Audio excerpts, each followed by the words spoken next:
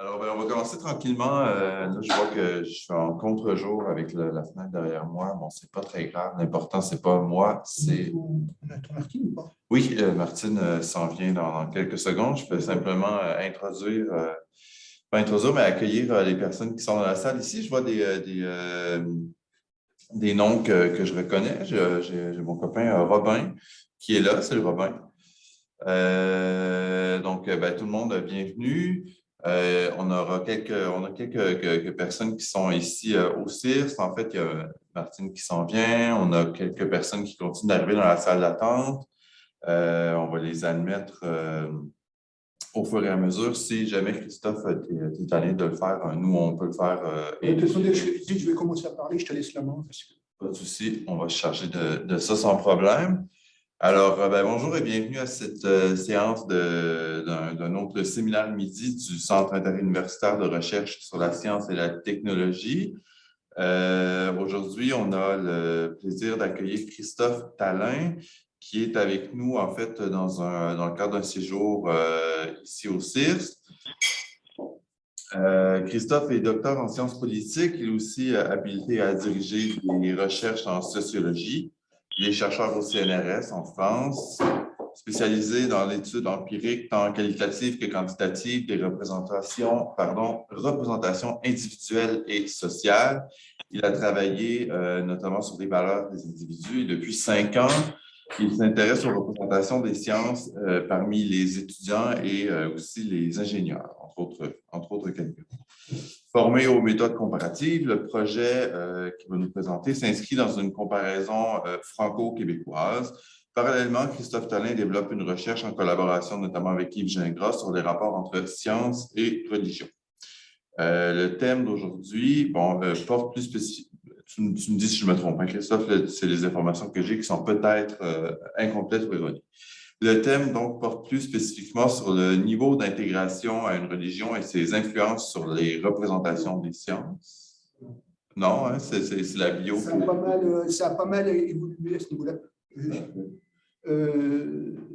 Là, aujourd'hui, je vais vous présenter un truc sur... en fait, il y a une ambiguïté sur le titre, mais sur la manière dont les jeunes, c'est-à-dire en gros les 18-29 ans, 18-30 ans, est-ce qu'ils croient ou non dans la science. Donc, ça, indépendamment de la religion. On va voir que la religion joue, mais indépendamment de la religion, il y a vraiment une spécificité. Bon, merci d'avoir rectifié le tir sur les informations que j'avais récupérées qui n'étaient pas les bonnes, manifestement, mais c'est des thèmes qui t'ont... c'est ce qui m'avait amené dans tous les fois, ouais, c'est ça. Parfait. J'étais partiellement dans l'erreur. Alors, au point de vue des règles pratiques et des manières de faire habituelles, comme on en a maintenant l'habitude, avec les réunions en Zoom et en mode hybride, la réunion est enregistrée pour rediffusion éventuelle sur nos réseaux et à travers la médiathèque du site Internet du CIRST. L'enregistrement concerne évidemment les caméras, la présentation PowerPoint qui est ici à l'écran, l'audio et les messages de la zone de clavardage qui sont faits en mode public. Évidemment, les messages qui sont envoyés en mode privé ne sont pas enregistrés. Si vous voulez évidemment poser des questions, intervenir, ces interventions sont tout à fait bienvenues. Il y a 2 manières de le faire, avec la petite main jaune du logiciel Zoom ou encore le moment venu de façon plus informelle en interrompant la discussion au besoin. Alors, la formule des séminaires midi, généralement, c'est moins comme une conférence en monnaie du forme qu'une sorte de workshop ou de banc d'essai pour des recherches qui sont en cours. Alors, Christophe, aujourd'hui, vient nous présenter les premiers résultats d'une étude qui est en cours, qui s'intitule « Les jeunes sont-ils moins croyants dans la science ?» Une étude à partir de 10 pays. Je mime les guillemets ici pour ceux qui ne les verraient pas, donc 10 pays occidentaux. Donc, je cède la parole dès maintenant à Christophe pour sa présentation. OK, merci. Bonjour. Donc, en 2 mots, ce qu'on a essayé de faire, c'est une intuition qu'on avait eue avec Yves Gingras, le maître à penser de la science au Québec. On avait regardé les travaux quand on avait travaillé sur religion et sciences, et on s'était aperçu qu'il y avait quand même largement un truc pas clair avec les jeunes qui étaient plus en retrait par rapport à la science, plus dubitatifs. Et on s'est dit, bon, est-ce que c'est typique est-ce qu'on va trouver dans les données qu'on avait, ou est-ce que ça marche dans d'autres pays et où? Donc, je me suis attelé à la tâche et j'ai décidé de faire des analyses secondaires donc, sur des données existantes, sur 10 pays que j'ai appelés occidentaux. C'est un peu un clin d'œil parce qu'il y a aussi des pays de l'Orient, mais c'est des pays, disons, qui sont, on va dire, assez développés. C'est pour ça que j'ai mis occidentaux. Je n'avais pas vraiment de bonne justification plus que ça. Donc, il ne faudra pas s'arrêter sur le terme. Donc, en guise d'introduction, l'objectif, c'est d'observer des spécificités des jeunes ou une absence de spécificité des jeunes par rapport à la science. Donc, c'est vraiment un outil de défrichage. Quand je suis parti là-dessus, il y a à peu près 1 mois et demi, je n'avais pas vraiment d'idée de ce qu'on pouvait trouver. D'abord, on avait un problème de base de données. Et puis, c'était plus une intuition qu'on avait vue avec Yves que des trucs récurrents de manière lourde. Donc, on s'est dit, on va commencer à chercher. Et je suis parti un peu en aveugle sur ces données que j'avais. Ça, c'est vraiment une recherche en cours et j'insiste sur le fait que c'est vraiment, selon l'expression québécoise, un work in progress. Donc, il y a plein d'imperfections. Je suis preneur de tous vos commentaires et j'en suis vraiment au début. J'ai des résultats chiffrés. Il me manque encore une analyse sociologique derrière qui sont bien et puis d'autres analyses plus développées à faire. Donc, les hypothèses de recherche qui partent d'un fait qu'on a constaté, les jeunes semblent plus distants par rapport à la science, ils ont moins confiance en elle, ils sont plus critiques que la même tranche d'âge il y a une vingtaine ou une trentaine d'années. Donc, c'était ça le fait qu'on avait observé. Donc, l'intention principale, elle est simplement de vérifier ce fait en multipliant les sources d'observation. On les avait vues essentiellement sur des données canadiennes et un peu états-uniennes. Qu'est-ce qu'il en est dans d'autres pays? Et si on trouve des effets d'âge sur le rapport à la science, qu'est-ce qu'on peut essayer d'en déduire et d'en conclure? Donc, si cette hypothèse est vérifiée, on tentera de l'expliquer et c'est là où pour l'instant, je suis un peu en stand-by parce que c'est un work in progress.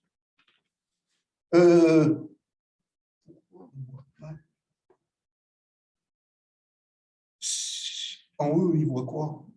Il voit bien comme il faut, source de... Oui, d'accord. Source de données 1. Donc, c'est bon, ça, c'est juste moi. Donc, on est parti sur 2 sources de données, enfin, je suis parti sur 2 sources de données pour faire de l'analyse secondaire, parce qu'on n'avait évidemment pas d'analyse possible à faire de première main.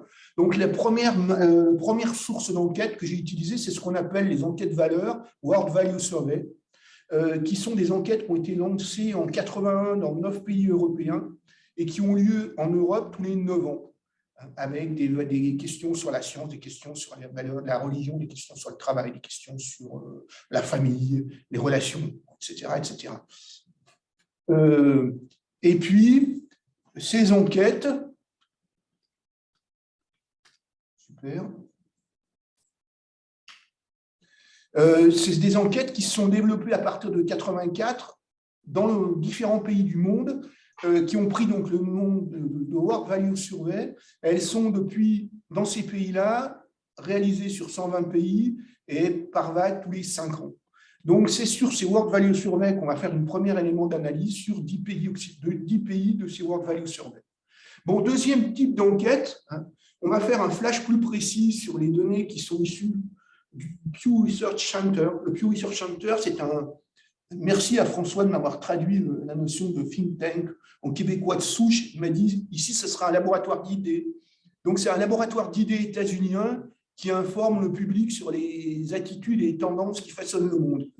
C'est une institution qui mène des sondages d'opinion sur des recherches sociodémographiques, des analyses de contenu et aussi des recherches en sciences sociales, mais toujours fondées sur les données. Donc, ces données qu'on va utiliser pour les États-Unis datent de 2020 et elles sont extraites d'un American Trends Panel qui s'appuie sur un échantillon de 10 000 personnes résidant aux États-Unis. Ces enquêtes sont faites dans les règles de l'art au niveau des représentativités d'échantillons, etc., etc. Donc, c'est des enquêtes qui sont scientifiquement valides.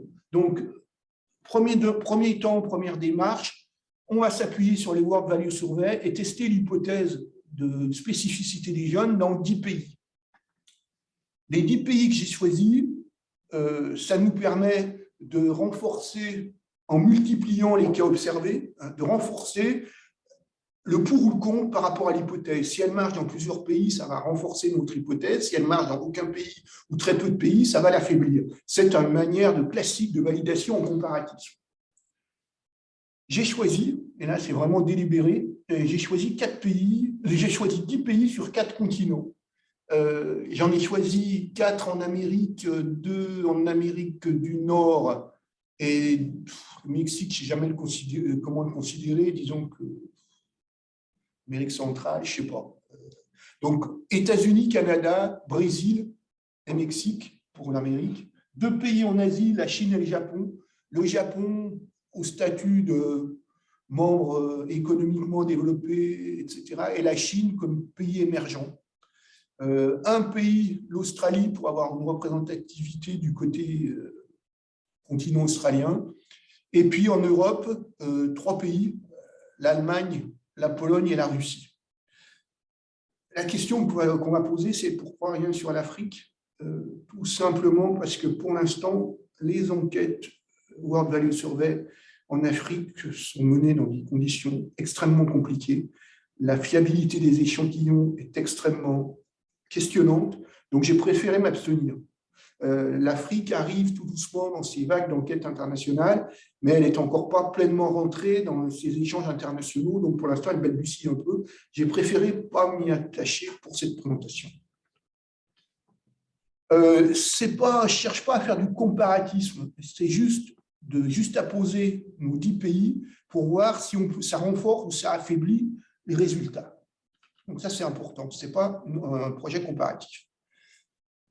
Pour mener ce projet, j'ai utilisé les vagues de 2005-2006. Donc, dans tous les pays, il y a des enquêtes qui ont été faites soit en 2005, soit en 2006.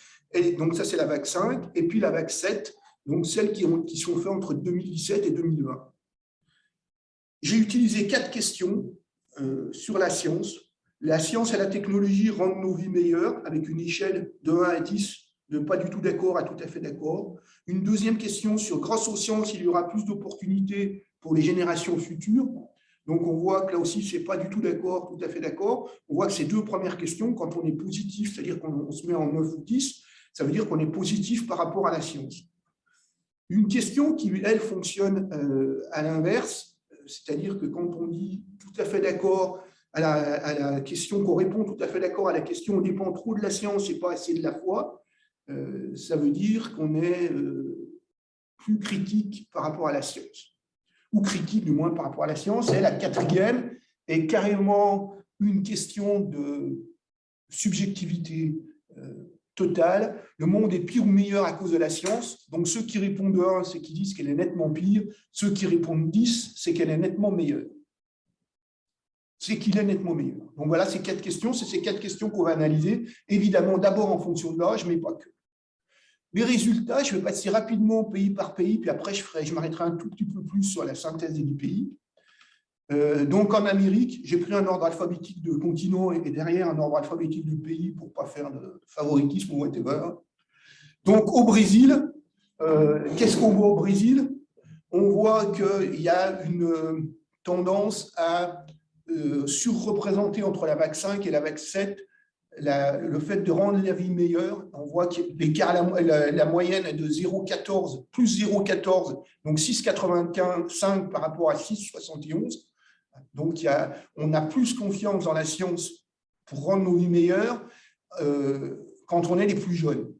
Même chose pour la vague d'opportunités, pardon, grâce aux sciences, il y aura plus d'opportunités. On voit que les jeunes sont plus favorables que les plus âgés, avec l'idée ils ont donc plus confiance dans l'opportunité que la science leur offrira. Plus 0,20, vous voyez entre parenthèses. Par contre, donc on a des jeunes sur le Brésil qui sont plus confiants dans ce que la science pourra leur amener, mais qui disent dans le même temps qu'ils sont en retrait parce qu'ils disent plus 0,54. Vous vous voyez en rouge, là, pour qu'on le voit bien, donc ils sont plus critiques, ils disent qu'on dépend trop de la science et pas assez de la foi. Et on voit notamment que l'écart en 2000, donc entre la vague 5 et la vague 7 passe de 0,12 à 0,54 points de moyenne. Donc, on est franchement dans une dépendance par rapport à la science qui est de plus en plus critiquée au détriment de la foi. Et dernière chose, on voit que le monde est pire ou meilleur, donc ils croient que le monde est meilleur. Quand même, 6,37 par rapport à 6,22, ça fait, entre parenthèses, vous voyez, plus 0,15. Donc, on est dans le cas du Brésil, dans un pays qui est conscient des progrès, pour les jeunes, qui est conscient des progrès liés aux sciences, mais dubitatif sur leur finalité dans le rapport notamment entre science et foi. On va avancer sur le Canada. On va voir qu'à l'inverse du Brésil, le Canada est en retrait chez les plus jeunes générations sur le fait de rendre les villes meilleures et sur l'opportunité pour les générations futures. Donc, ils craignent un petit peu. Mais ils sont, par contre, moins dubitatifs. Ils ne pensent pas qu'on dépende trop de la science et pas assez de la foi. Donc, ils sont plutôt positifs sur le primat de la science par rapport à la foi. Et quant au fait que le monde est pire ou meilleur à cause de la science, c'est indolore pour eux, aussi bien pendant la vague 5 et surtout pendant la vague 7. Donc, ils sont modérément conscients des progrès liés aux sciences, mais plutôt confiants dans leur finalité. Donc, c'est un peu un profil différent. Je passe rapidement sur les pays suivants, parce qu'on va les retrouver dans le résumé à la fin, sur lequel je m'arrêterai plus. Là, on voit globalement au Mexique, on est sur un ensemble d'indicateurs pour la vague 7 qui est plutôt favorable sur tous les indicateurs, y compris sur l'indicateur science et foi, puisqu'ils sont moins nombreux que la moyenne, 6,39 par rapport à 6,75 dans la vague 7, à penser qu'on dépend trop de la science. Donc, globalement, le Mexique est un pays qui est très positif, à la fois sur les progrès liés aux sciences et sur les finalités engendrées par la science et la technologie. Aux États-Unis, nous avons moi j'ai appelé ça la science plafonne, je m'explique. À la fois sur science et technologie rendent nos vies meilleures, les jeunes sont en retrait, moins 0,14. Grâce aux sciences, il y a plus d'opportunités. Ils sont aussi un peu en retrait, moins 0,1. C'est moins qu'en 2011, que dans la vague 5, mais c'est quand même encore inférieur à la moyenne légèrement. Et surtout, il y a une grosse différence entre les 65 ans et plus, par exemple, qui eux sont à 7,48. Mais ils disent aussi, mais par contre, ils sont aussi moins inquiets par rapport à la science en collusion avec la foi, donc ils pensent moins que la moyenne qu'on dépend trop de la science donc, et pas assez de la foi. Donc, ils sont plus positifs que d'autres pays à ce niveau-là. C'est ce qui explique qu'ils aient un 0,21 et cette confiance dans la science par rapport à la foi progresse entre la vague 5 et la vague 7, puisqu'on passe de plus 0,21 en moyenne à moins 0,21. Donc, on est sur une pente, une tendance où on fait plus confiance à la science qu'à la foi. Le monde est pire ou meilleur à cause de la foi, à cause de la science. Alors là, on est sur un profil intéressant où les plus jeunes continuent à penser que le monde est plutôt pire dans l'ensemble, même si les chiffres augmentent entre la vague 5 et la vague 7, ils sont quand même, pour eux, le monde est toujours plutôt pire pour cette tranche d'âge que pour les autres tranches d'âge. On voit qu'il y avait 0,38 d'écart à la moyenne dans la vague 5, puisqu'on passait de 6,80 à 7,18, et on a 0,40, donc à peu près la même différence, entre 7,16 et 7,56 dans la vague 7. Donc, je dis la science plafonne, mais on veut y croire, ou on y croit. Au niveau de l'Asie,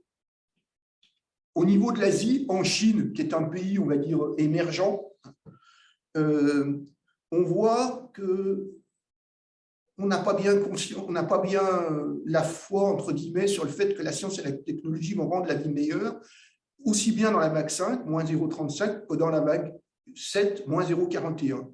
Donc, on n'a pas confiance sur l'apport des sciences et des technologies, et on ne pense pas que ça va amener plus d'opportunités pour les générations futures. Donc, finalement, on est assez négatif par rapport à ce que pourraient amener les sciences et les technologies.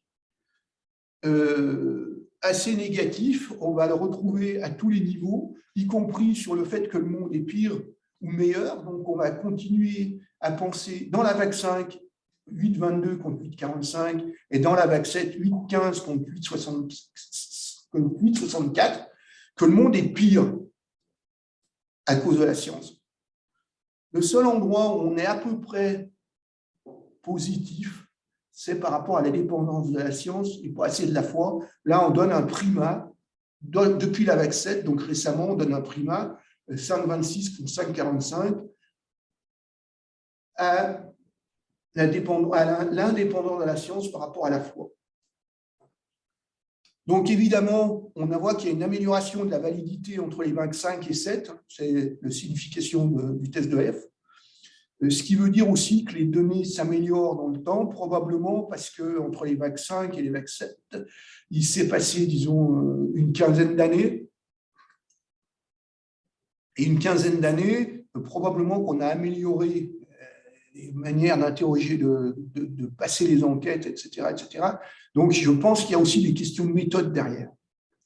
Et puis, donc, on peut dire que pour la Chine, on est conscient des progrès liés aux sciences, mais mitigé dans ses finalités. Au niveau du Japon, on retrouve des choses qu'on connaît dans d'autres pays occidentaux. On ne pense pas que la science et la technologie rendent nos vies meilleures. Moins 0,28 dans la vague 7, d'écart à la moyenne, et moins 0,34 pour le fait que les sciences nous offriront donc pas plus d'opportunités pour les générations futures, mais plutôt moins. On est aussi plus critique par rapport à dépendre trop de la science. 4,43 dans la vague 7 contre 3,90.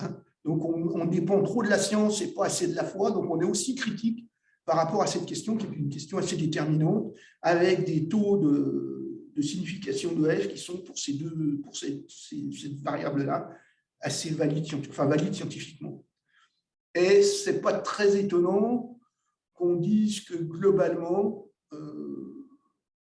le monde est un peu pire, ce n'est pas très, très expressif par rapport à la moyenne, mais par contre, on voit qu'entre 6,82 pour la vague 7 et 6,68, il y a un écart non nul entre les 15-24 et les 65 ans et plus. Donc, pour le Japon, la science plafonne et ça questionne sur ses finalités. Très différent donc, de l'apport de la Chine. Est-ce que c'est lié à un niveau de développement économique différent? Possiblement. Est-ce que c'est lié à une saturation technologique et scientifique au Japon? Possiblement. Mais la question reste ouverte. Côté de l'Australie, ça nous donne quoi? Donc, un pays, juste l'Australie en tant que tel. On voit donc pour l'Australie que les sciences et les technologies sont plutôt chez les jeunes positivement perçues pour améliorer les vies. 7,50 contre 7,37 sont positivement amèneront des opportunités pour les générations futures, 7,23 contre 7,7.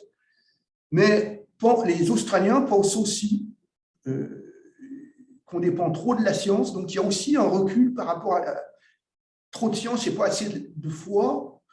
Donc ça veut dire que quelque part en Australie, dans l'échantillon qu'on a sous les yeux, c'est des gens qui sont un peu conscients des résultats objectifs de la science qu'elle peut amener, mais qu'on a dénoncé un peu d'autres dimensions. C'est comme ça que j'analyse. Ce qui ne les empêche pas de dire que globalement, le monde est plutôt meilleur que la moyenne de l'échantillon. Donc, conscient des progrès apportés par la science, mais questionnant par rapport à ses conséquences. En Europe, en Allemagne, on a quelque chose qu'on retrouve de manière récurrente dans plusieurs pays, on va dire du G7 ou du G8, avec la science et la technologie qui ne rend pas forcément nos vies meilleures. C'est en recul entre la vague 5 et la vague 7. Maintenant, la vague 7, les jeunes sont inférieurs à la moyenne, 6,97 contre 7,16. C'est des différences significatives statistiquement. Ça ne les empêche pas de penser en même temps, ce groupe-là, j'ai déclaré qu'il y aura quand même plus d'opportunités pour les générations futures.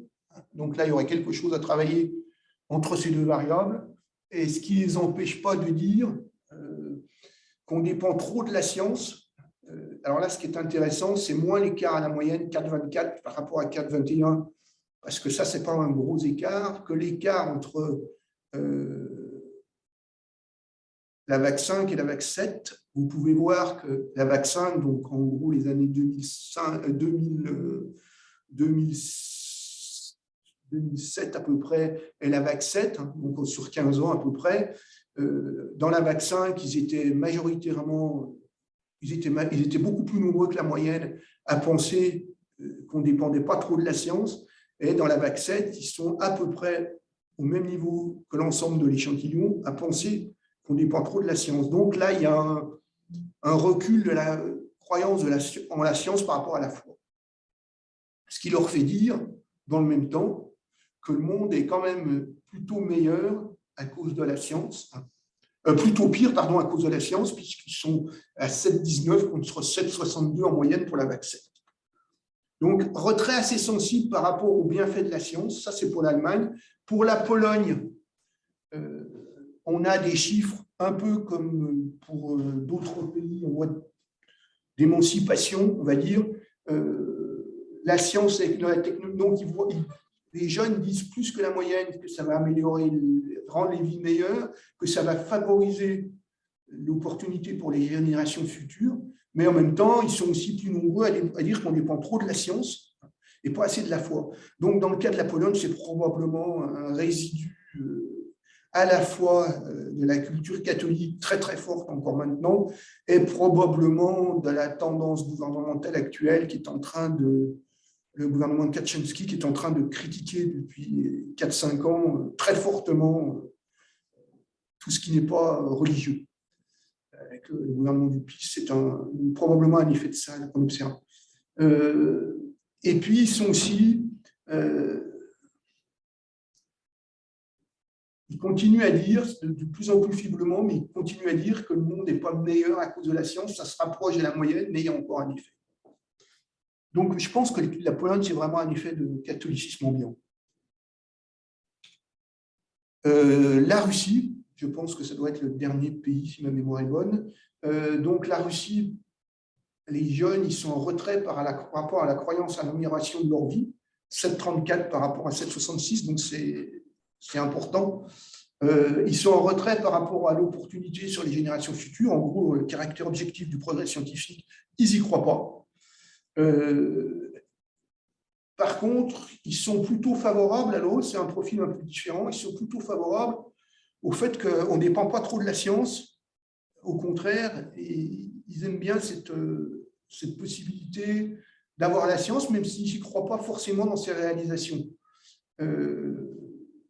Et ils sont aussi plus nombreux à déclarer que le monde sera meilleur, plus nombreux que la moyenne à cause de la science.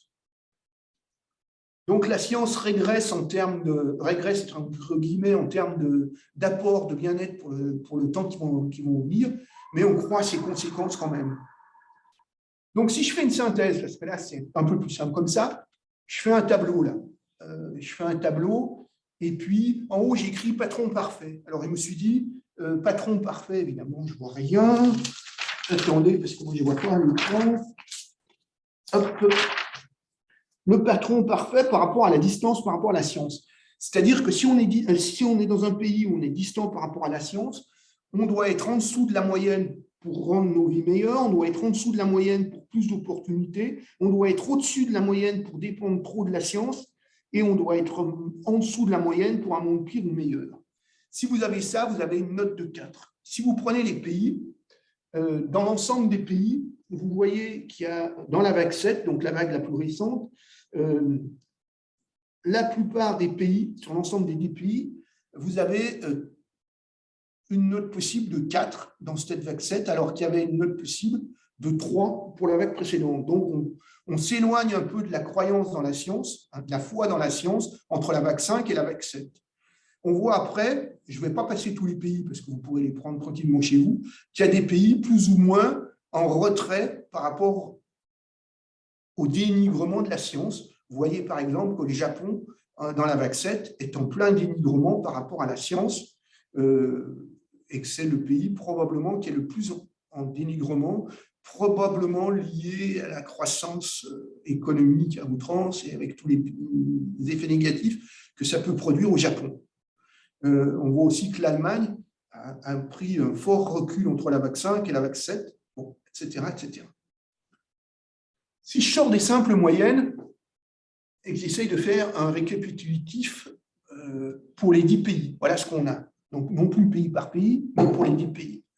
En moyenne, la note moyenne pour la VAC 5 est de 7,13 pour la sciences et technologies rendent nos vies meilleures. Et dans la VAC 5, les jeunes, sur cette question, sont en retrait de 0,4. Mais ils sont en retrait pour la VAC 7 de 0,12. Donc, ça veut dire que l'écart entre la VAC 5 et la VAC 7 et VAC 5, il s'accroît de 0,8. Il se décroît de 0,8, donc ils ont moins confiance dans l'amélioration de la vie par la science et la technologie. Par contre, ils pensent que la science et la technologie offrira plus d'opportunités.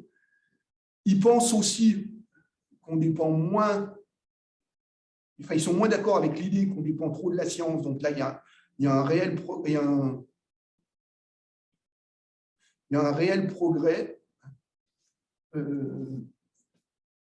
Non, il y a un réel retrait, c'est bien ça. Donc, il y a une dégradation entre 0,18 et 0,8, donc entre la VAC 5 et la VAC 7, il y a une dégradation, c'est-à-dire que les gens, dans l'ensemble de l'échantillon, les 15-24, dans ce cas-là, croient plus qu'on dépend, affirment plus, ça y est, j'y vais, affirment plus dans la VAC 7, qu'on dépend trop de la science et pas assez de la foi par rapport à la VAC 5.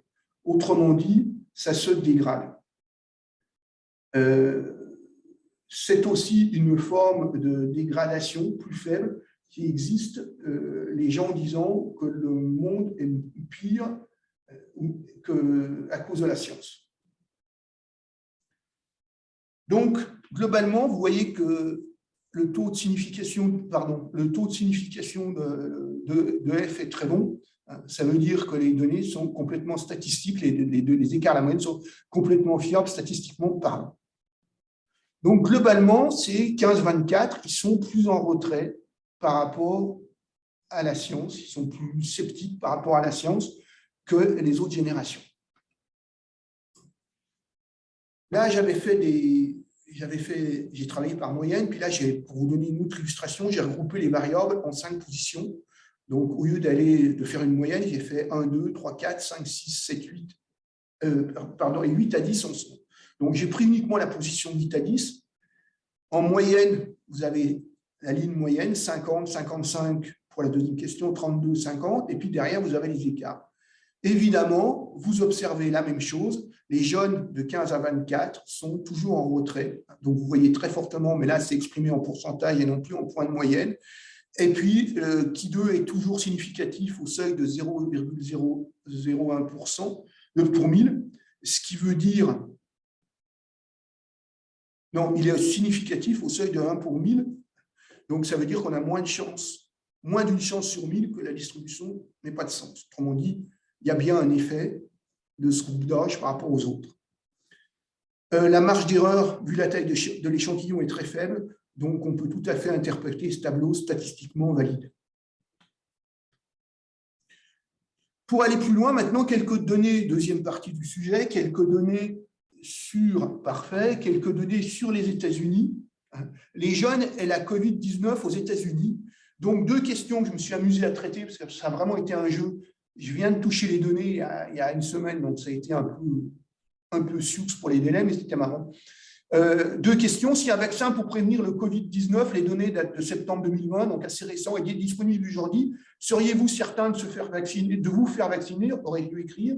Donc, première question. En moyenne, il y en a 24%. On voit que chez les 18-29, 26%, ce qui est plus 2. On voit qu'il y a un creux, et on voit que les 65 ans et plus sont beaucoup plus favorables à l'idée de se faire vacciner.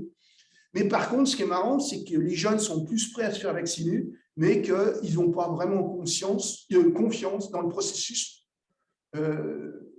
d'élaboration du vaccin pour être sûr et efficace aux États-Unis. Vous voyez qu'ils n'ont que 14% à dire qu'ils ont une grande confiance contre 23% en moyenne. Et 32%, c'est les 65 ans et plus. Et là, il y a bien une spécificité des 18-29 ans. C'est une spécificité qui résiste. C'est marrant parce que là, je me suis dit, bon, il y a un écart sur les âges, d'accord, mais il doit y avoir des écarts sur autre chose. Alors, j'ai regardé les autres critères sociaux-démo, les hommes, les femmes, les diplômes, la pratique religieuse, le fait d'être évangélique ou non, ou le fait d'avoir des idées très conservateurs ou très libérales. Et puis, j'ai fait des écarts à la moyenne, des écarts entre le plus petit pourcentage et le plus gros pourcentage. Alors, quand vous avez ce ratio, ça veut dire qu'il y a très peu de différence entre le plus petit chiffre, d'autres entre ceux qui ont, dans ce cas-là, qui ne vont jamais à l'église, donc une pratique régulière, une pratique religieuse jamais, et ceux qui y vont régulièrement. Donc, ça veut 22 contre 24, ça veut dire qu'il y a parité, donc il n'y a pas beaucoup d'effet de la pratique religieuse par rapport aux réponses aux questions. On voit que c'est la même chose entre les évangéliques et les non-évangéliques. Les non-évangéliques sont un peu plus confiants dans la science, dans l'effet du vaccin, mais ce n'est pas très fort. Il n'y a pas une différence très forte. Il y a un effet de diplôme qui existe. Les moins diplômés sont moins conscients que les plus diplômés dans l'efficacité du vaccin. C'était attendu. On avait vu avec Yves, et c'est une constante totale, que l'effet de diplôme marche énormément. Plus on est diplômé, plus on a confiance dans la science, plus on a de connaissances scientifiques, etc. etc. Donc ça, ce n'est pas une surprise.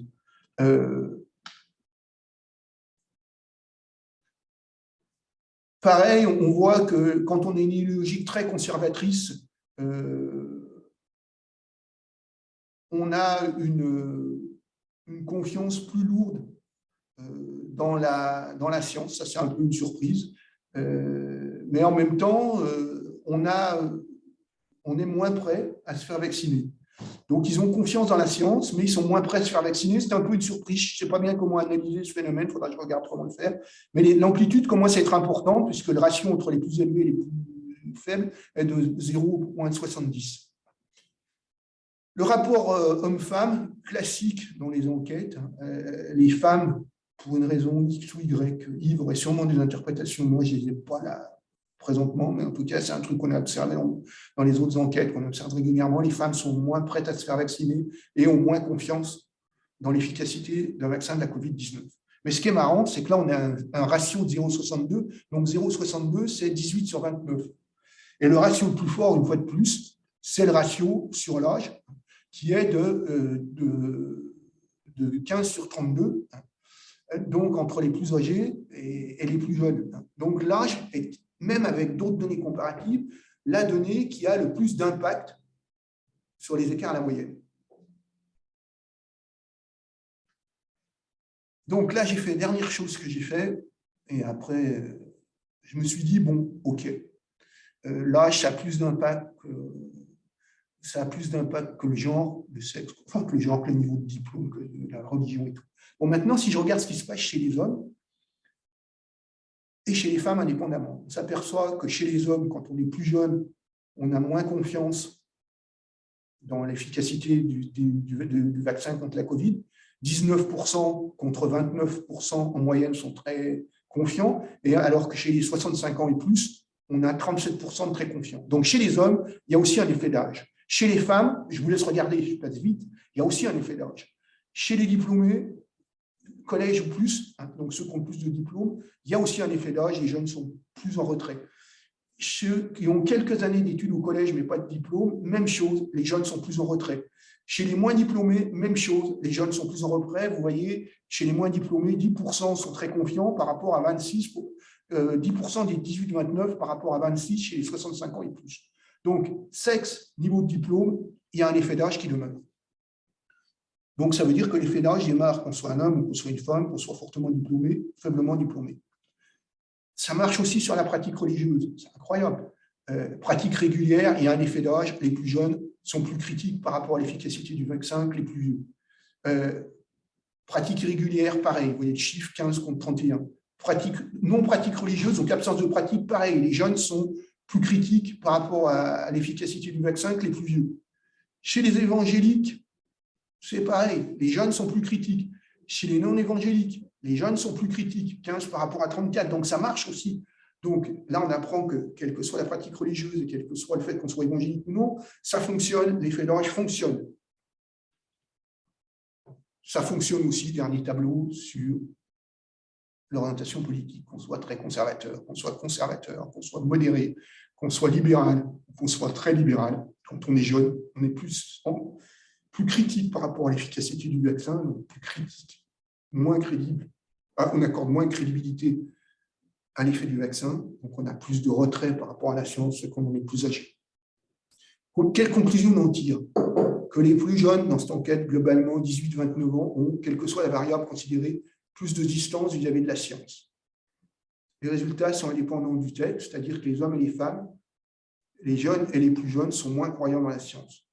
Lorsque ces résultats sont mis en perspective temporelle, donc entre les vaccins et les vaccins, ils demeurent valides et ils ont même tendance à s'amplifier. En 2 mots, quelle suite on peut donner à la recherche? Ce que je vais faire maintenant, c'est systématiser l'analyse temporelle, essayer de chercher la raison de cette particularité des jeunes, retravailler les données, les situer avec des corps pour savoir si c'est un effet d'âge ou un effet de génération, et faire une analyse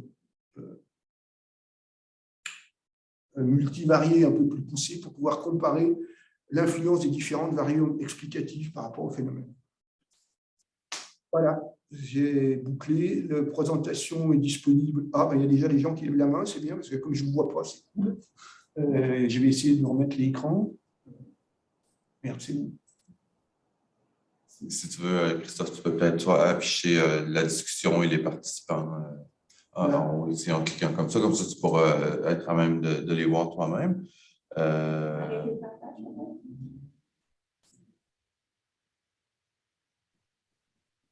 Tu veux arrêter le partage ou le… Non, je voudrais voir la tête des gens. Okay. Bon, mais regarde, dans ce cas-là… Le bouton rouge en haut, arrêter le partage. Tu vas voir les… Ah ben voilà, merci. Merci Martine. C'était pas assez gros, tu vois, je suis vraiment un handicapé de ces choses-là. Alors, si on veut bien, moi, j'aimerais céder la parole à notre première personne qui désire intervenir. Donc, Stéphanie, si vous avez une question, ça nous fait plaisir de la prendre. Vous pouvez ouvrir votre micro et la poser tout de go. Oui, alors j'ai une question qui est un peu… Pardon? Tu pourrais voir ta caméra ou pas? Elle est pas… Je peux aller la chercher, parce qu'elle est bon, sur celui-là. Vas-y. Alors, je voulais savoir, c'est un peu… selon le contexte actuel, vu que la VAC7 a été menée jusqu'en septembre 2020, est-ce que… Non, non, tu mélanges les 2 types de données. La VAC7, elle s'est terminée en 2018-19. Ah, et c'est les analyses qui ont… Ouais. D'accord, ok. La VAC7, elle est uniquement… Celle septembre 20, c'est pour la vague des États-Unis. Donc, la deuxième partie sur uniquement les États-Unis. Donc, ça date de… C'est pour ça qu'il y a des questions sur la Covid. Dans les autres enquêtes valeurs, il n'y a pas de questions sur la Covid parce que c'est du temporel. Mais du coup, ma question, c'est est-ce que vous pensez que les prochaines vagues vont être, je pense, moi, fortement influencées par la pandémie qu'on a eue et dans quel sens? Et dans quel sens? Est-ce que vous pensez que ça va avoir plutôt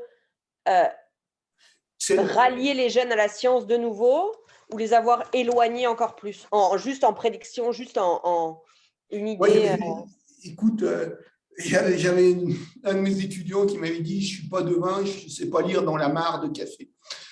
C'était une faute, mais c'était drôle. Je ne suis pas vraiment devin, donc je vais quand même m'engager parce que d'écrire, expliquer et essayer de prévoir, c'est aussi le boulot du sociologue. Moi, j'ai le sentiment que ça va dépendre beaucoup de la manière dont les citoyens, on va leur parler, et dont on leur parle. Ce que j'ai le sentiment, comme tu peux entendre mon accent, je suis français d'origine. Moi aussi. Oui, mais ça, c'est pas… Moi, je n'entends pas les accents, je suis désolé.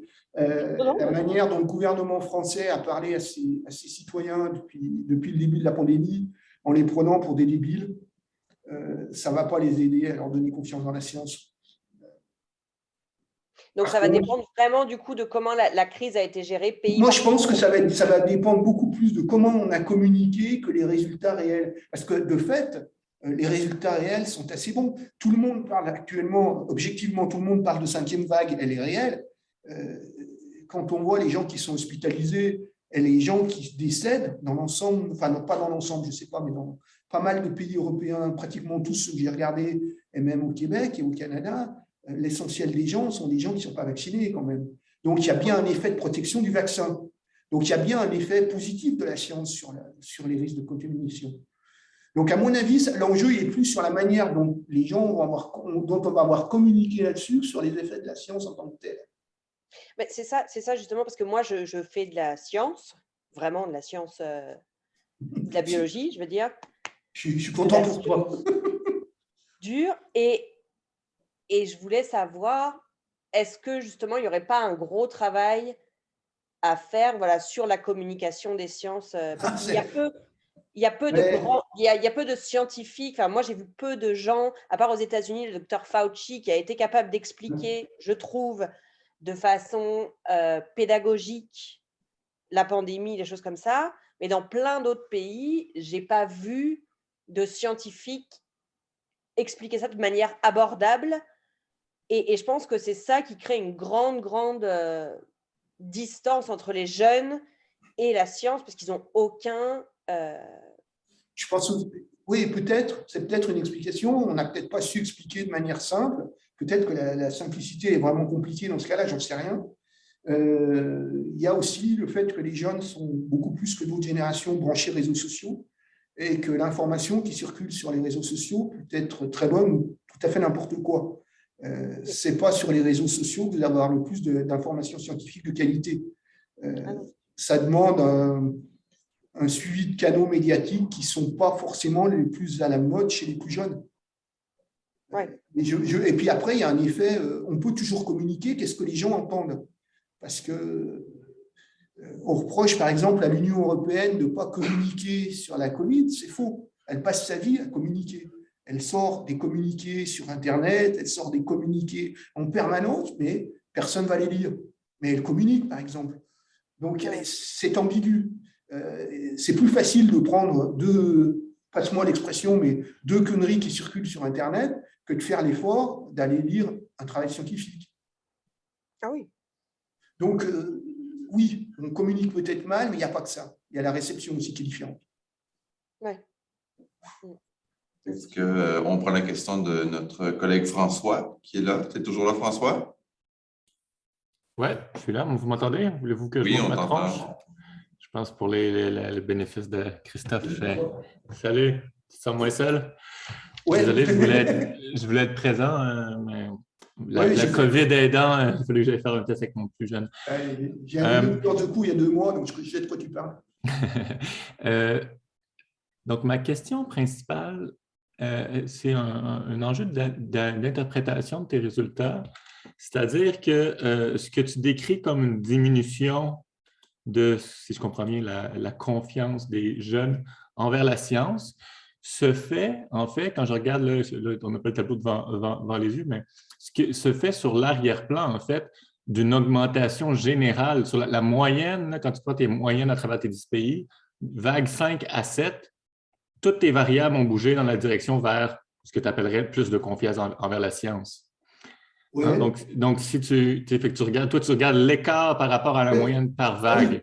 Oui. Mais, oui. en fait, si ce que tu veux regarder, c'est juste les jeunes vague 5, vague 7, et non les jeunes en vague 5 versus leur moyenne, les jeunes en vague 7 versus leur moyenne. Si tu regardes juste les jeunes de vague 5 à vague 7, le portrait est beaucoup moins... moins grave que… Finalement, ce que tu nous dis, c'est l'effet, ou ce que tu pourrais appeler l'effet, en fait, l'effet âge est plus important, mais en partie parce que tout a bougé vers plus de confiance. Mais eux, ils ont quand même moins bougé que l'ensemble. C'est ça, oui. Évidemment que ça bouge vers le positif. Mais encore pas pour tout, mais globalement, c'est vrai, la tendance est à bouger vers le positif. Mais ce qui est intéressant, c'est de voir que l'écart chez les jeunes, il se creuse par rapport aux autres. Moi, c'est l'hypothèse de départ. Hein. L'hypothèse de départ, elle n'est pas de dire que les jeunes sont plus ou moins qu'il y a 20 ans. L'hypothèse de départ, elle est de dire les jeunes sont en retrait par rapport à la science, par rapport à d'autres groupes d'âge. C'est évident qu'il y a un progrès vers la science. Et quelque part, heureusement, Ben, c'était évident, c'était pas évident comme là, moi je connais pas, c'était pas ces données-là, les données du Pew Research Center, jusqu'à tout récemment, ça a été stable depuis les années 70. La question, you trust scientists to do what is right for society, ou je sais pas quoi, c'est la question qu'ils posent depuis les années 70. C'était super flat, la distribution ne bougeait pas. Oui, non, il y a des effets qui arrivent dernièrement, et là, je ne les ai pas mis, mais toi, tu parles des Pew Research Center. Mais si tu regardes sur les données World Value Survey, les toutes premières données de 81, entre 80 et 2005, ça ne bouge pas beaucoup. Oui, exact. Et par contre, ça bouge depuis 2005. Ouais. Alors, est-ce que la science est devenue quelque chose sur lequel un facteur de premier point sur lequel on se polarise plus ou pas, ou est-ce que c'est une évolution? Mais il y a eu une stabilité, puis ça a commencé à bouger début des années 2000. Oui, c'est ça, mais ce que je veux dire, c'est le point que je veux dire, c'est que quand tu écoutes, si on ne regarde pas bien les données, ça donne l'impression que ça va vers le pire. Mais globalement, en fait, au niveau de la confiance en la science, c'est le contraire. Dans les dernières années, il y a un phénomène qui est vraiment récent, qui est une amélioration globale de la confiance envers la science. Puis là, ce que tu nous montres, c'est que même si ça va moins vite, mais en fait, c'est la vitesse de transition vers une plus grande confiance qui est plus faible chez les jeunes. Tu comprends? Mais tu sais, la façon que tu racontes l'histoire, ça a l'air terrible, mais comment moi je la raconterais, c'est juste l'ensemble de la population va vers plus de confiance envers la science. Les jeunes, leur vitesse vers ce plus de confiance-là est moins grande que le reste de la population. C'est une autre façon de décrire le phénomène. Hein? Tu ne décris pas la même chose, c'est ça. Toi, tu décris l'évolution globale. Moi, je regarde le groupe d'âge et je trouve que ce groupe d'âge est de plus en plus en retrait par rapport à l'ensemble de la population. C'est un autre truc. Même s'il progresse nettement moins vite. Exact. Et ça s'accroît dans le temps. Mais je voulais juste clarifier. Puis mon autre question, si je peux me permettre, là, parce que je ne sais pas si Stéphanie a une autre main ou si la main est collée là. Mais l'autre point, c'est donc j'espère que tu vas regarder. Comme moi, ce que tu regardes du Pew Research Center, je ne trouve pas que c'est les questions qui étaient les plus parlantes, là, parce que c'était vraiment lié à la COVID, ainsi de suite. Mais justement, le Pew Research Center, leur dernière vague, la question qu'ils posent depuis toujours, là, qui est celle que j'ai mentionnée, là, qui est comme I trust scientists to do what is right for society, quelque chose comme ça, là, ça ressemble à ça. Celle-là, j'aimerais que tu la regardes pour voir comment ça se passe avec la distinction. Oui, mais là, si tu veux, j'ai pris la dernière vague parce que voilà, question de temps, c'est évident. Et donc, je me suis dit, qu'est-ce que ça donne sur la vaccination? Et j'avais une idée globale sur à peu près la science avec le suivi sur mes 10 pays dans le premier temps. Et là, je voulais juste voir sur l'effet ponctuel par rapport à un fait ponctuel, finalement, la vaccination, quoi. Mais c'est sûr, il faudrait regarder ça avec la question Pew Research Center dans le temps. Si je suis d'accord avec toi. Ouais. Je me tais. Je poserai une autre question s'il y a le temps. Je vois que Stéphanie nous a quittés, donc elle n'avait pas de questions. Moi, si je peux me permettre, en fait, en tant que non-expert, et j'ai trouvé très intéressant les J'ai trouvé ça très intéressant, les résultats que tu nous as présentés, puis fort éclairant sur les derniers qui étaient un peu choc là, sur les États-Unis. Mais c'est une question qui est comme moins en lien avec les statistiques, dont, encore une fois, je ne suis vraiment pas expert, mais plus avec une interprétation possible. Est-ce qu'il y a des données quelque part à côté ou des hypothèses qui pourraient faire interpréter ce recul, cette distance, non pas comme une moins de crédibilité, mais comme un sein méthodique? Je ne sais pas si tu comprends un peu. Est-ce que la crédibilité moindre accordée à la science pourrait être interprétée comme un doute sain et valide, comme qui ferait partie de la réflexion finalement, qui serait une conscience plus grande de « Ah, il faudrait que j'y donne ma confiance », mais avec... C'est presque une question philo, ça. C'est une question piège pour laquelle tu n'as probablement pas de réponse, mais est-ce que tu as une idée sur la question? Il peut y avoir ça, et puis il peut y avoir aussi, mais ça, il faudrait voir avec un suivi dans le temps, donc suivre des cohortes, savoir si c'est parce que c'est un groupe de jeunes ou si c'est parce que c'est un effet de génération. C'est-à-dire, ces jeunes-là, qu'est-ce qu'ils vont donner dans 10 ans sur le même type de réponse? Donc ça, il faut absolument travailler avec des cohortes. Et puis, il y a peut-être, moi, je pense qu'il peut y avoir un effet... Je pense réellement qu'il y a un effet nouveaux médias avec, on trouve tout et n'importe quoi, et que ça devient, à mon avis, ça peut devenir un peu compliqué de trier l'information, de trier le bon grain et l'ivraie. J'ai fait aussi, j'en ai pas parlé, mais j'ai fait un tri pour voir s'il y avait des différences entre les gens vivant dans la ruralité, notamment aux États-Unis, et c'est pas si net que ça. Parce que Patrice Potvin m'avait dit, mais il y a peut-être des trucs là-dessus. Je n'ai pas trouvé grand-chose aux États-Unis. Je n'avais pas les données pour les World Value Survey, je ne les ai pas exploitées.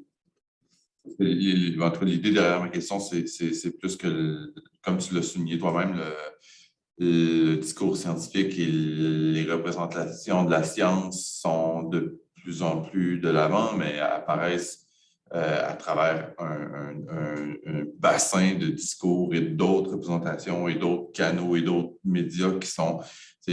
La science apparaît comme un objet parmi tant d'autres vers lequel se tourner. Donc, la distance, c'est juste un effet de... Et d'autant plus parmi tant d'autres, c'est que la première vague d'enquête que j'ai analysée, c'est avant l'effet Covid. Les World Value Survey ont été faits avant le Covid. Donc, il n'y a pas l'effet importance de la science pour guérir une maladie grave, quoi. Enfin, une épidémie grave. Donc, il faudra voir aussi comment ces données évoluent dans le temps. Mais je pense que sur les World Value Survey, c'est clair que c'est une valeur parmi tant d'autres, quoi. Et pas une valeur importante. Intéressant. François, on va venir pour avoir une crampe à force de lever la main, François. Oui, c'est ça, c'est moins fatigant comme ça. Oui, je comprends bien. Numériquement parlant, ça me permet de... Si Robin et Caroline, vous avez des questions à poser, moi je fais juste partie des grandes gueules de ce monde, que j'assume ça. Mais... Moi j'écoute, attendez. Caroline, vous ne voyez pas. Et voilà! Salut Caroline! Allô, en mode écoute, c'est extrêmement intéressant. Je vous laisse aller, mais j'absorbe. Alors, allez-y. Bon, merci. Deux choses. Première chose sur l'effet médias sociaux. Donc, tu as l'air de présumer d'un côté que les jeunes consomment plus de médias sociaux que les vieux, qui est peut-être vrai, mais il faudrait que tu rentres aussi l'effet que, selon toutes les études que j'ai vues à date, les jeunes sont moins... inversement, sont meilleurs pour détecter les fausses nouvelles, la bullshit sur Internet que les vieux. Donc, il y a plusieurs études qui ont été faites. Donc, tu sais, c'est pourquoi, tu sais, c'est un peu... Peut-être qu'ils sont plus sur les médias sociaux, mais ils sont mieux capables de détecter ce qui est de la cochonnerie. Donc, ça, c'est la première chose. C'est que, moi, je ne vois pas trop le lien entre... ils consomment plus de médias sociaux, donc sont plus sceptiques envers la science, ou ils sont beurrés épais de fausses nouvelles et de mauvaises informations. Ça, c'est la première chose. Je me disais juste, François, juste à propos de ça, est-ce que ça se peut que ce soit parce que, justement, il y a une diversité d'informations de toutes les sources, donc ils sont critiques dans le sens qu'ils en ont tellement à choisir, puis qu'ils ne sont peut-être pas outillés à bien les choisir correctement. C'est peut-être une option... Oui. En fait, ce que les résultats semblent montrer maintenant, c'est que les jeunes sont plus outillés, en fait, pour détecter ce qui est de la cochonnerie sur Internet que les vieux. Comme toutes les études ils passent des fake news, puis ils regardent, selon ton groupe d'âge, si tu vas les transmettre à tes amis, là, ben, les jeunes sont moins propices à faire ça, ce qui est positif. Là. Donc, je vais juste essayer de sauver la jeune génération, d'en dire que... Il y a des bonnes choses. Ouais. Puis la deuxième chose, c'est en lien avec ce que Jean-Benoît disait là, sur saine méfiance. Parce que les deux questions que tu posais, que tu prenais de Pew Research Center, la première, c'est sur est-ce que vous voulez vous faire vacciner ou pas? Oui. Ça, il y a comme de façon évidente, là, comme tout ce que j'ai vu, les jeunes sont moins propices à se faire vacciner, mais il y a fort probablement un gros effet que, je vais même mettre le mot objectif, là, vous n'allez pas entendre ça souvent dans ma bouche, mais objectivement, la COVID est beaucoup moins risquée pour ces jeunes-là. Donc, il y a vraiment une idée, pourquoi je me ferais vacciner?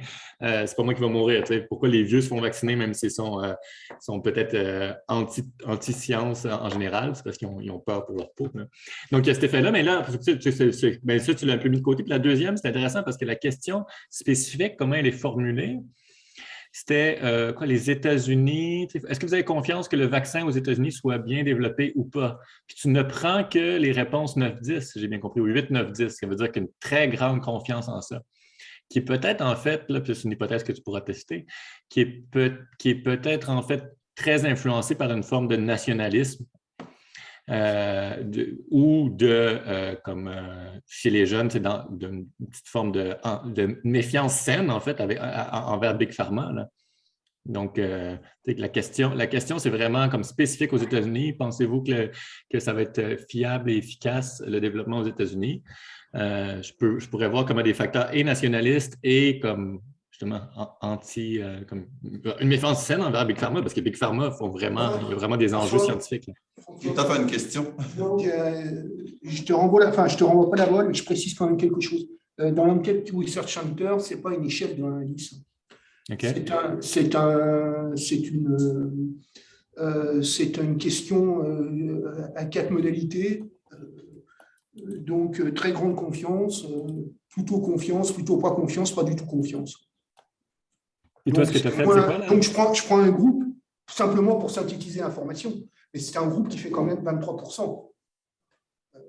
Donc, c'est quoi? C'est le plus haut? C'est quoi que tu prends? Le groupe, la question, c'est dans quelle mesure avez-vous confiance, le cas échéant, que le processus de recherche et de développement produira un vaccin contre le Covid-19 aux États-Unis qui sera sûr et efficace? Il y en a 23% en moyenne qui ont une grande confiance. Donc, à cette proposition. Ouais. Il y en a 23%, et chez les jeunes, ça tombe à 14%. Donc, il y a un effet quand même, et un effet assez lourd. Oui, non, mais je ne nie pas l'effet, mais j'essaie juste de spéculer sur les facteurs qui influencent ça. Et un facteur qui pourrait fortement influencer, l'effet est beaucoup plus gros là-dessus que sur la question juste de la confiance en la science. Tu comprends? Oui, l'effet est radicalement plus gros. Qu'est-ce qui pourrait expliquer? Bien, il y aurait d'autres facteurs comme un fort nationalisme. On parle des États-Unis et on ne parle pas du monde en général ici. On parle vraiment de comment ça se passe chez nous. Ce que je vais essayer. Mais oui, mais en même temps,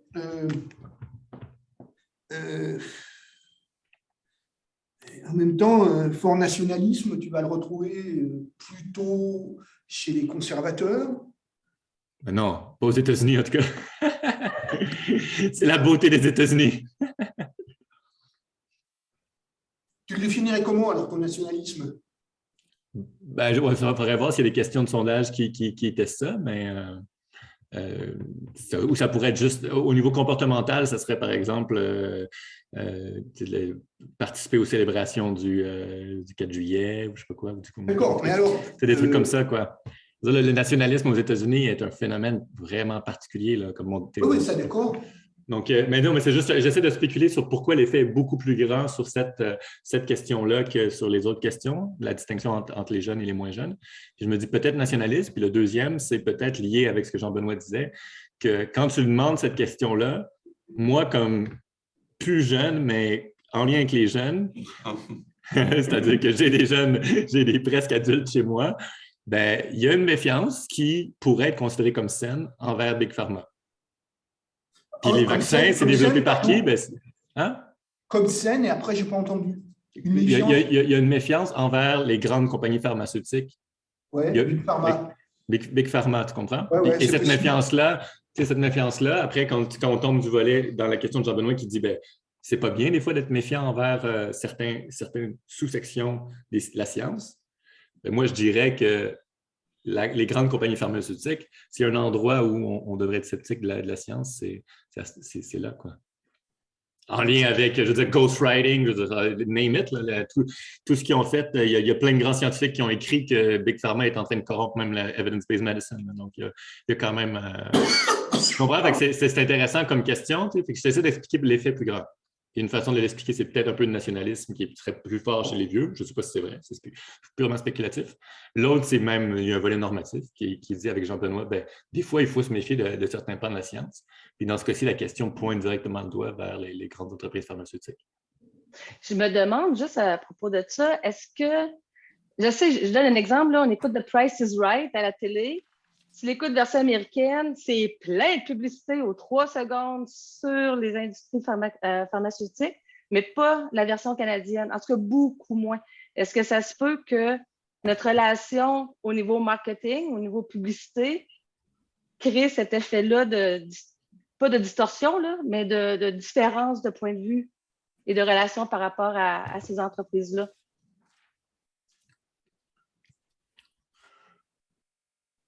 pas de réponse là-dessus. Je ne sais pas, c'est juste une réflexion ouverte, là, mais je me Ouais, demande mais si c'est un des facteurs peut-être qui...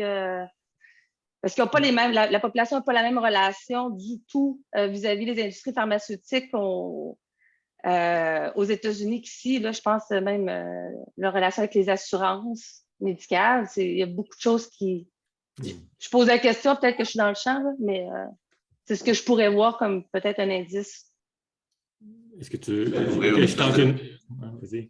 Non, je cède la parole après, François, mais je dirais c'est peut-être ouvrir une espèce de boîte de Pandore dans la mesure où pour calculer cette variable-là, il faudrait aussi voir la consommation de la télécâblée versus chez les jeunes versus la petite dame de 65 ans chez elle qui est le public cible de ces publicités-là aussi, du truc à diabète, puis des machins d'hypertension qui passent aux 5 minutes. Mais, sa relation est différente. Oui, puis peut-être la législation, genre, je ne connais rien, mais probablement pas la même pour ces publicités-là sur des canaux, disons, plus alternatifs et médias sociaux que sur la télé conventionnelle. Parce que moi-même, à chaque fois que je vais dans un hôtel en France ou aux États-Unis, je suis choqué par ce nombre de publicités-là de médicaments. Peut-être qu'on le voit plus comme ça, mais je pense qu'il doit y avoir un paquet d'autres variables à croiser pour pouvoir les prendre en compte. Mais effectivement. François. Sur ce phénomène-là, il faut remercier notre système législatif. On était juste interdit de faire de la publicité sur des médicaments sous prescription au Canada. Mais je ne pense pas que ça explique, Caroline, ce qu'on essaie d'expliquer ici. Parce qu'on n'était pas en train d'expliquer Canada versus États-Unis, mais à l'intérieur des États-Unis, les jeunes versus les moins jeunes, à quel point, la question sur laquelle Christophe...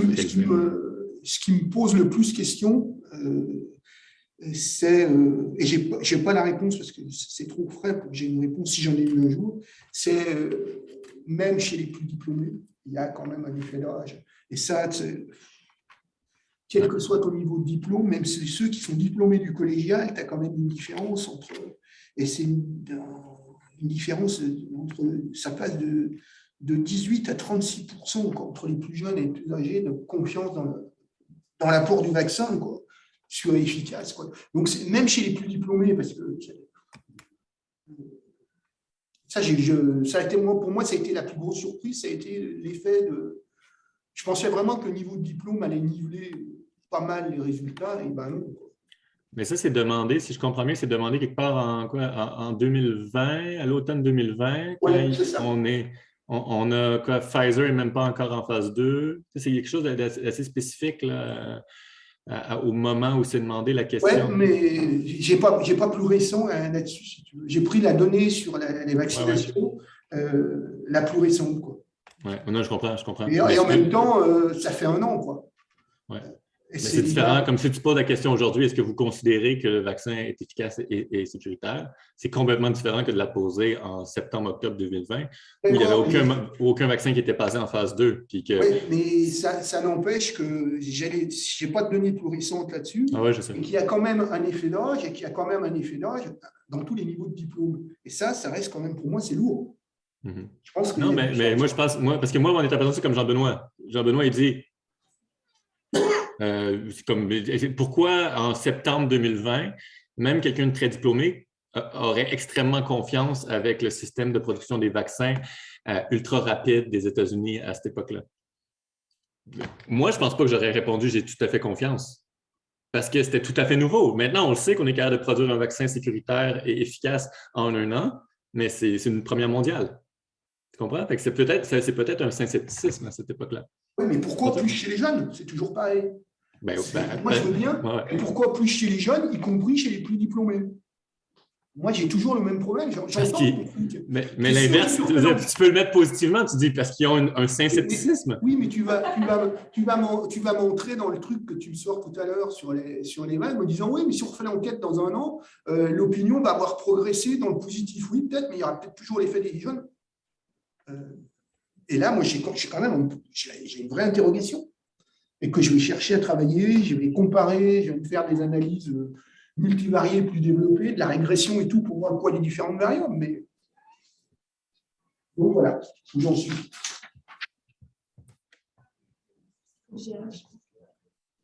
Bon, ben alors, est-ce qu'il y a le temps de peut-être une autre question ou on clôt tranquillement la discussion?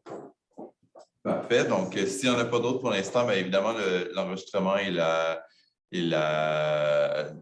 séance des diapositives sera disponible sur le site du CIRST incessamment. Donc, pour l'instant, je me contente de remercier grandement ceux et celles qui ont été avec nous dans la salle, ici, dans la salle Zoom, et remercier surtout Christophe Tallin d'avoir été avec nous pour cette séance. Alors, on se dit au plaisir et à la prochaine.